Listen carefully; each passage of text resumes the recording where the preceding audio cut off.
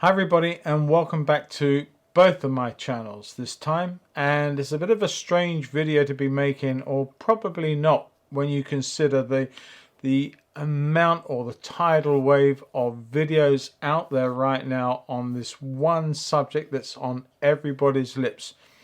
That is the FTC's COPPA, which is the Children's Act in America, that is obviously there for very, very good reasons to protect children up to the age of 12, certainly in America. Now, that said, there has been an almighty amount of comments, thoughts, theories. People are deleting their YouTube channels, which I absolutely think is crazy. We don't even know what's happening yet. Exactly. We do know that there are certain things related to the fact that if we are in any way have our videos that we create influencing children to watch them, and if we state that our video is made not for children, then obviously the YouTube algorithms or whatever run all these things will put adverts on our videos that those children will see and should not be able to see.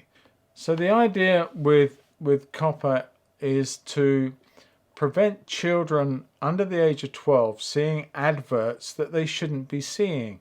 So although there are other measures to stop children seeing our videos or seeing videos that they shouldn't do, they are nonetheless seeing them because either their parents are not controlling what they're seeing, or they just access to these with their devices and they're not following the rules.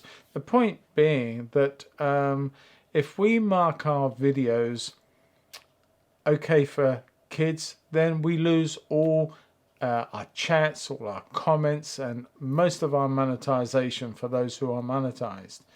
If we mark our videos that they are not for kids, that they are in fact, for adults, and if the FTC in their wisdom decide that we are wrong in that decision, then they can alter our whatever, and they can actually fine us as well. So I don't know how far to take all this, because what really is scary, as I said, that people are already deleting their channels, and I really think that's crazy. We do not know what is going to be happening, and until there's clearer definitions from either the FTC or indeed YouTube, taking out the grey areas that exist right now, everyone's running scared because it is too subjective. It is open to so much interpretation, and I don't know where that's going to be going. The thing is that people are saying all sorts of stories, and you just really don't know who to believe or who not to believe, who's really got their finger on the pulse and knows exactly what's going to be, and those who don't really fully and are just jumping on the bandwagon. I suppose in a way so am I. I'm jumping on the bandwagon. I'm not. I don't really mean to be doing that. I'm just so concerned anyway about it, because I'm in a whole quandary as to where do I fall in all of these subjective thoughts and decisions and processes. But at the same time, I don't want to get into trouble, but I really love doing what I do. I have, for those who know me, I have two channels. I do have one which is my art channel, which is Paul Apps Artist, and I have one for my other love, which is railway modelling, which is called Sandling Junction. And I just add content to both of those on a weekly basis, or the trains every 2 weeks, I've got to be honest. But all that said, I just don't understand. I mean, there's all this talk also about the terms all changing, whereby YouTube can close down a channel if it's deemed unprofitable. Really? I can't believe that. it was all founded on the freedom of putting videos up. There are millions of videos go up where people are not monetized, where people celebrate their lives, they get involved with their family, they follow a pursuit. They're not making huge profits and they're not profitable to YouTube. So are YouTube going to shut them all down? I can't think so. The other thing is that if all of us who are creating content that is monetized, that is earning ad revenue, not just for us, but also for YouTube, are they really going to start allowing things to get so silly that, the subjective question is a model railway attracting kids? Is the act of painting attracting kids? I can't see it, because if that happens, then pretty much the whole of YouTube will grind to a halt, and any money that they do make is going to be gone. And it's one arm of Google that will just cease to operate, and I can't ever see that happening. There are shareholders, there are people out there that would stop that happening, I'm sure. So I don't know. I really don't know. I just think it's a crazy situation, and I think that there are so many people out there putting their necks on the line, sticking their necks out, and saying all these things. I'm sure some of it should be taken with less than a pinch of salt. Some of it should just forget about it, because I just think there's a lot of scaremongering going on. I have seen people, sort of talk about that's the end. What am I going to do? Help me. Really? You just need to throttle back a little bit and just see what happens. I mean, if you are not inciting kids, if you are not pandering to children to watch this, I'm not painting little cartoony pictures and say, oh, paint along with me and get mummy to help you and all this sort of thing. No, my tutorial videos, my how-to videos on painting are for adults and adults only. No children under the age of 12 are going to sit and want to watch an hour or half an hour of me talking about what color I put here and how to do that color there. It'd be a very different approach if I was doing videos of that nature for them, and I'm not. And at the same time with the railways, I don't know. There's a gentleman from New Zealand. I saw his video this morning. I think it's called Station Road, and he was saying that quite literally all the packaging of all the stuff we use, pretty much all the stuff we use in railway modelling, it's actually got disclaimers on each of the packets. Bachmann, Hornby, Dapol, Helgen, all these companies, even Woodland Scenics, all have a clause on them. This is not a toy. This is not suitable for children under the age of 14. Hey, then I don't see that there's a problem. And as others have said, that we are creating content out there for other adults who are in this fraternity or hobby to enjoy and learn from. And in turn, we look at other people's and we learn from them. So I, for one, have marked both my channels as not for children. In other words, my monetization will, I hope, remain on Sandling Junction, and I'm not yet monetized for my painting channel, Paul Apps Artist. That is growing, and at some point in the next 12 months, I do hope that threshold will be met and I will become monetized. So I've only just come into this in both Sandling for the last year or so, and certainly from the point of view of the art channel since June. And I've put an awful lot of work into both of the channels, and I continue to put a lot of work in. Many, many, many hours a week on filming content, editing that content, scheduling this, doing something else, and making sure that I can keep turning over new paintings or new train videos as fast and as often as I can. And I would hate to think that all that time and investment that I've put in will be to naught. It will be just wasted time. Well, it won't be. I mean, if there is a loss to YouTube, I feel sure that the vacuum will be filled by some other platform coming out there with less problems attached to it, albeit that it will be a lot smaller because obviously YouTube is backed by the biggest search engine in Google. But if Google and YouTube are not going to protect the people that contribute to their platform, they'll have no darn platform. It's as simple as that. If your platform exists because people put content on it, then if there are no longer people putting content on it, you have no platform.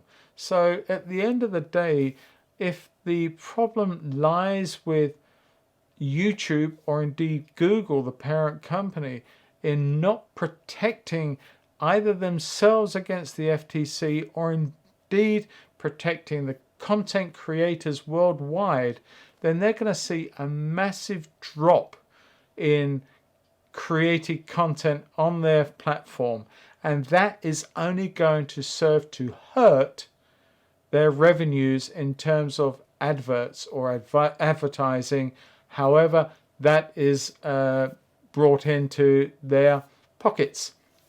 Now, I can't see a big company like Google or its offshoot YouTube allowing them to just dwindle away to nothing because they didn't do anything or they didn't stand by the content creators that are the lifeblood of their platform.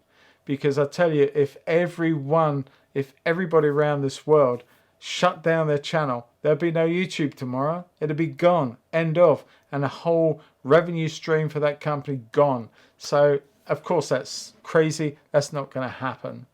But I just feel that, if there is a lot of truth in what's being said and we have really got something to worry about, then I think the likes of Google and YouTube should step up and man up, as it were, and do the right thing and stand by the content creators out there and allow us to have some form of security moving forward, because there isn't enough defined or definition out there. There's not enough clarity out there. Everything is subjective. Everything is grey, murky. Everyone is running scared. And as I said just now, people are just dumping their channels and say, "Oh, I'm not getting involved anymore," which I think personally is crazy, especially for people like myself who've put so much effort into what they're doing thus far. I don't want to let it go. I enjoy my model railway. I enjoy filming it. I enjoy putting the content out there. I enjoy interacting with all my subscribers, the comments and everything I get. Equally with the painting. It's a lot smaller, but it is growing. And I enjoy creating the paintings and talking to people and interacting with people, my subscribers that are growing on there. And that leads also to my Patreon page as well, because that's growing. And if YouTube went down with that, I guess I would lose my patrons as well, because obviously they rely on the YouTube platform. So if all that's the case, then what else can we do? Well, I've heard people talk about petitions. There are petitions. I'll try and figure out what they are and leave some links below that you can get involved and sign that and send that off and talk to the FTC and give your thoughts and your opinions in a very diplomatic way. I'm not talking about getting silly over the comments, but certainly put your point forward. Whether that will help, whether the FTC will listen, I do not know. Are Google or YouTube so big and so above themselves that they don't really care? Well, I think that the world is full of companies who had that thought and that opinion about their selves in the past, and look where that got them. They no longer exist. And it could be the fate of YouTube, certainly. If not, I shouldn't think Google will go down, but YouTube may take a big tumble if somebody in that company does not sit up and sort this darn mess out, because people around the world are running scared, and I'm only representative of two small genre of video content. There are thousands, millions of different types of content out there on a massive different subject matter. And if they're all going to be hit and all going to be worried, then they're all going to stop doing it. So I think that from my own point of view, I will carry on doing what I'm doing until I'm told I can't. But in the meantime, I will also be backing up every film that I make in future, and I will go back over some of my other ones and tailor them so that if that does happen, I can then start putting them onto another platform that will accept them, and I can try and continue what I'm doing both through my website and also through maybe Vimeo or one of these other platforms, and hopefully not all will be lost. It will probably be a much slower growth, but it will grow nonetheless. But I just hope that all the scaremongering that's going on, all the big names out there saying, oh, this $42,000 fines for every video. I think you got to get a bit real about this and say that that's just crazy. And I can't see the FTC chasing a little channel with a few hundred subscribers who doesn't earn a penny from it and is just an average Joe, and charging 42,000 times however many videos he's got there because he ticked the wrong box. I just can't see it. And if that's the case, then this world is gone to hell in a handcart, as a friend of mine always used to say. And if that's the case, then what's the point? But now I'm being doom and gloom. I just don't know what the answers are. I just throw my two penneth into the mix, and there'll be comments out there that will shoot me down, and there will be comments out there, I'm sure, that will agree. But whatever your thoughts are, put them in the comment section below. I will answer as many as I can get around to doing, and hopefully that this will come the 1st of December or the 10th of December, whenever it is, it will come, it will sort itself out. I mean, you know, the algorithm's changing all the time. YouTube keeps changing its policies once a year or whatever it is, and it's still going. People still moan, they still do this, that and the other, but it's still going. They're still creating content. So I think that this should blow over once everybody knows what is involved and where they actually stand. Then I'm sure to be fine. So until that time, I am just going to carry on as I always have done. Excuse me. And I will, until I'm told I can't, I will carry on. And if I can't, or I'm told I can't, then I'll try and put my work out there in a different way. Either way, I'm still going to carry on making films for both my railway and also my painting. And I'll enjoy, hopefully, as much of your company in terms of subscribers, patrons, and comments, and interact with you as long as I possibly can. And I hope that is for many, many years. So if YouTube are listening to this, please listen to the people that create the content for your platform. Listen to the content creators and do something to protect them and help them. Don't just sit back in your ivory towers counting your dollars of profit and leaving us to pick up all the pieces, especially when I understand that it was you in the first place that caused half this problem. So if that's the case, please take a note and do something about it. And what else? That's a rant over. I'm going to keep creating content, guys, and hopefully I'll enjoy your company for a long time.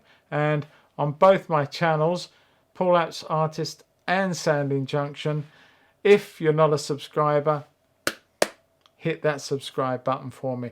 It really does help. Despite all the rest that's going on right now, it does help grow my channels, and I much appreciate that. So please subscribe to them. All the best. Catch you all soon. Rant over. Let's hope craziness goes and normality resumes very, very soon. Bye bye, guys. Bye bye.